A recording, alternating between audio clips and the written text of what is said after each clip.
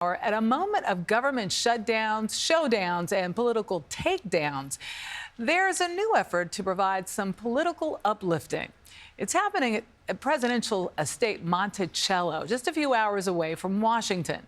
They're sharing the story of two founding fathers who were both friends and foes. Scott McFarland takes us to Charlottesville, Virginia. In the mountains, in the fall, in Charlottesville, Virginia, the beauty of Monticello, the estate of America's third president, Thomas Jefferson, honors a man who was involved in the ugliest of politics. And his writings, readings, and artifacts foreshadow what America is experiencing right now. We're all watching this really toxic politics we have right now. Was it at all like that? It was very much like that. Jane Kamensky is the president and CEO of Monticello, which offers a snapshot of the wealthy plantation owner's life in the late 18th century, including his ownership of more than 600 slaves in his lifetime.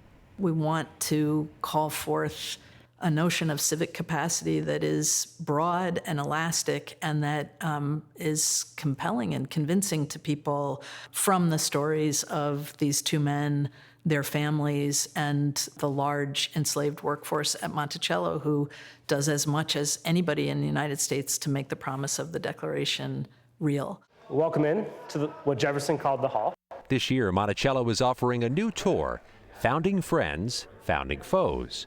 It's centered around the at times tumultuous relationship between Jefferson and his predecessor, John Adams. They're on again, off again civic friends. I talk about them as civic friends. So they have intense seasons of alliance and compatriot action. Kamensky says Jefferson's model for diffusing ugly disagreements with Adams might be key to unlocking the civility that's so often lacking in American politics. We want to show people that we have always been divided and that we have found ways through it by being frank, by extending each other grace in our political opinions, and by using the tools of reasoned civil disagreement, even over issues where we're passionate.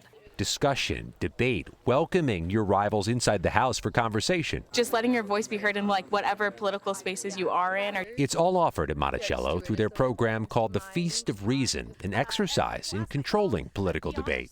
Share your opinions and be open to listening to others. With a box of cards with questions that escalate from low-stress issues, such as your favorite snacks, to the wedge issues of American politics. Containing debate and disagreement was the point for Jefferson, who held similar conversations within these walls. Jefferson is somebody who enjoys civil discourse and dialogue. And so throughout this house, you see art that is juxtaposed specifically to make a point or to spark conversation with somebody. Steve Light is director of visitor services and leads tours of Jefferson's home. He shows how Jefferson embraced rivals with whom he bitterly disagreed. Jefferson's chief political foe, Alexander Hamilton. It's an embrace exemplified by this bust of John Adams, prominently placed inside Jefferson's home. You see that even though these two men had these great political differences, they also knew each other and they found a way to put the kind of common good above their own personal interests.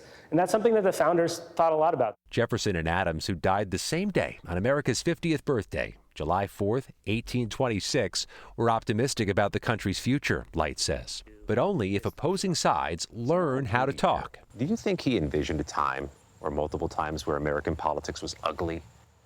Not only did he envision it, he participated in it. And that's kind of what this tour is about. They're hoping here at Monticello, visitors can learn a healthier political diet. For CBS Saturday Morning, Scott McFarland, Charlottesville, Virginia. Conflict all along. It's always been there. Yeah, it sure has. It sure has.